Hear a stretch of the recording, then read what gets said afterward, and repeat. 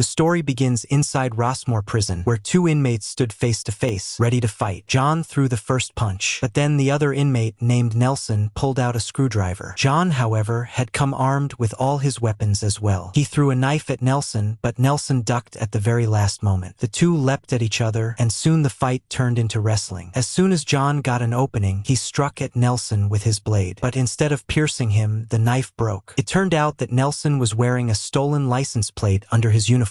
Seeing this, even John was impressed. John's story is quite unusual. He had been going in and out of jail since the age of 8. It all started in his childhood, when he stole a lottery company's van and then walked straight into a bank carrying their large check, saying, "Put this into my account." The police immediately picked him up, arrested him, and took him straight before Judge Nelson Bitterman. The judge not only sentenced him to 7 years, but also humiliated him. John listened to everything without saying a word, but the anger was clearly visible in his eyes. The judge delivered the verdict, and from that moment, John's cycle of going in and out of prison began. A few years later, when he was released, he tried to rob 2 police officers at gunpoint and even said, "I can kill you." But even while standing face to face, he missed his shot. He was caught again and once more brought before Judge Bitterman. The same courtroom, the same old lecture, and once again prison. Now at the age of 24, he was released again. But within 6 months, he was back inside for trying to steal a car. This time the judge said, "You don't even know how to steal properly. You're not even capable of committing a crime. If you always get caught, why do you do it? Are you crazy?" What hurt John wasn't just the punishment. Every time the judge would taunt him, calling him a complete fool. But this time, after getting out, John decided that he would leave only after taking revenge on the judge. "I'll set him up. I'll play my game," he thought. He called the courthouse to speak to the judge, but the receptionist told him that Judge Bitterman was no longer alive. He hadn't retired, he had died. John became furious and thought, "If only I had killed him myself a few days earlier." In anger, he slammed the phone down, stepped out of the booth, and then fired shots at the phone. After that, he went into a bar to calm himself down. There, his eyes fell on a newspaper. An article was written about the judge's son, Nelson Bitterman IV. The father and son had exactly the same name. That's when it struck him. I'll take the father's revenge on the son. The next morning, he went to a Bitterman Foundation event held in memory of the judge. While the judge's son, Nelson, stepped onto the stage and spoke highly of his father, John quietly slipped into his car. He emptied his asthma inhaler and spit into his drink. After the speech ended, Nelson got into his car and headed for his office, where some important people were waiting for him. As soon as he took a sip of his drink, it tasted strange. The flavor felt odd, and he began to wonder whether something had been mixed into it. Meanwhile, John was driving alongside, following him. Suddenly, Nelson felt the need for his asthma inhaler. He took it out, only to find it completely empty, because John had already emptied it earlier. Seeing the inhaler empty, Nelson panicked. His breathing became labored, and he suffered an asthma attack. Gasping badly, he hurried into a pharmacy. His throat was completely choking up. He couldn't even speak. He hurriedly began searching for an inhaler at the counter. Gasping and panicking, he ran around the store looking everywhere for his pump. Meanwhile, the old shop owner thought the man was trying to steal something. Finally, when Nelson found the inhaler, he tried to show that he had not come to harm anyone. Just as he raised his hands, John fired a shot into the air from outside. The moment the old man heard the gunshot, he assumed that Nelson had a gun. He quickly pressed the alarm to call the police, and at the same time, the old woman pulled out a long rifle. Outside, John was pleased. His mission was complete. The judge's beloved son would now be sent to prison on charges of armed robbery. Now in custody, Nelson was yelling at his lawyer, Dwayne, but the CCTV footage clearly showed him causing chaos inside the store. His lawyer said, "Look, all the evidence is against you. It would be best if you confess to the crime." Along with that, he would have to resign from his position as chairman of the Bitterman Foundation. At that moment, his lawyer Dwayne had the phone on speaker and was speaking in front of all the board members. Everyone agreed that removing Nelson